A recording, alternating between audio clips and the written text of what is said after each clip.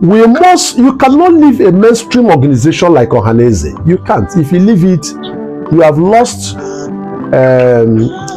It's like trying to cross a river where there is a bridge. Then it doesn't make sense. Ohaneze is an existing bridge with strength, with viability, with name. The mainstream ideological organization with strength is legitimate.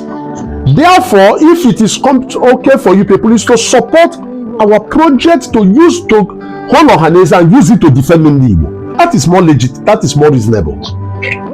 That is more. But those of you in diaspora must organize yourself and raise funds. It's not, if you raise, and I may know this mathematics, I was Secretary General for NDI. People think, every month, every year the governors bring 20 million. So if the governors bring 20 million naira, that is, let us say all the 7 Igbo states bring, that's 140 million. And every month they bring 1 million. What can it achieve in Igbo land? What can it achieve? We have petrol from Port Harcourt to Siena is 6,000. If you take your private car to return from, you'll be doing a fuel of about 20,000 naira. That's the best car, that is Corolla.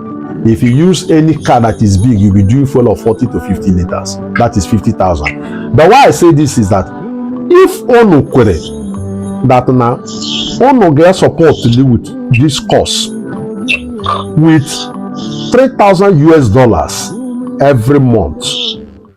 Every month with $3,000, you are talking about 4.5 million at 150 naira, 1,500 naira to $1. The media space and the movement will be there.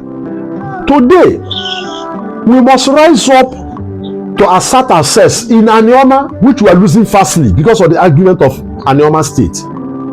Anioma, we thought we have already secured Anioma before this issue, and we saw the king of Asaba openly coming out at Ege Sondigo. So we must go back to the drawing board. Bidog, Anioma. Now, why I say this, that any line more media, more travel, more meetings, so more lobbying, we need financial support. And I have said this time without number. So far, that financial support is not coming. No, like they would have for the natural, when don't know chichi, Kaharo no Ohaneze, on quite high on Nenu. All high na Hupa. I will not say a lot of things here. Now, since the governors and our support to Konyi Igbo chair, so what will you do? You will agenda Konyi Igbo chair Nigeria. So you do governor of Anambra with 23 local government area is for Ashwaju. Hope Uzodinma, a governor with 27 local government area is with Ashwaju.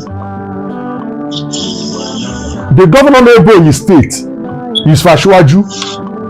Can we go do this try now? How the Ashwaju? So three governors backing Ashwaju. So no thing is mayor.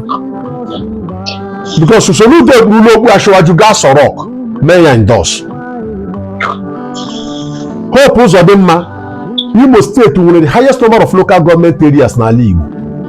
27. Hope Ashwaju. Because I'm a realist, I don't like being elusive, not deceive very young. So also always say, like governors who could kill the but no need in a Kuka, Igbo president. Have prayer governors. Because in one place you cannot be saying yes, another place Guinea no. I would say ice now, the governors who could not Igbo kai get no need talking. I'm not natural Igbo president, yeah happen because governors got up try Igbo or your president to Keha. Ngachi Igbo. I want you to look at the Kuna phone.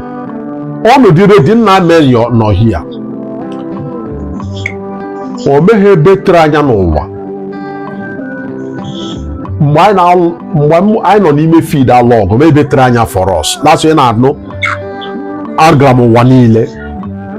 ikwu ụka lụọ ọgụ anyị kwe anyị nwere ike gba izuzu gba nyụkọ mma mmiri kwuo ụka nga anyị ga-ahụ n'ihu na ihu ndị nọ na nsogbu a na-adọ ha izili ịma ọgụ a na-alụ n'ụwa buru ibu ọgụ a na-alụ n'ụwa buru ibu ịdọ mmanụ ọ dị ka onye ọrịa inwe nwanne na-arịa ọrịa iburu ya gaa Federal Medical Center Owerri asa aga agwụlie gị iburu ya gawa Enugu UNTH asọ ọwụ Lagos gị iburu gaa imeche ke ha asọ onye chọọchị gị kpọrọ gaa chọọchị asọ onye dibịa gị ihe anya na-adọnyere ndụ ike a na-agwụ ya tileshi ọ ga-anwụ.